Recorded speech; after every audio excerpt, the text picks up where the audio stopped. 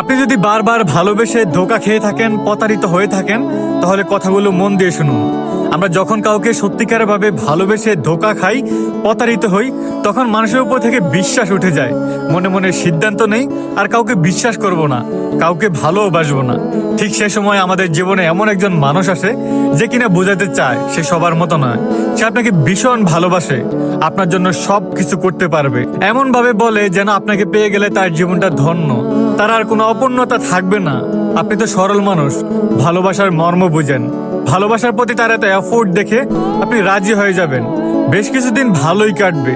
একটা সময় পর সে যখন বুঝতে পারবে আপনি তার প্রতি দুর্বল হয়ে গেছেন, তাকে ভীষণ ভালোবেসে ফেলেছেন, তাকে ছাড়া চলতে আপনার কষ্ট হয়ে যাবে, তখন তার আসল রূপ দেখতে পারবেন।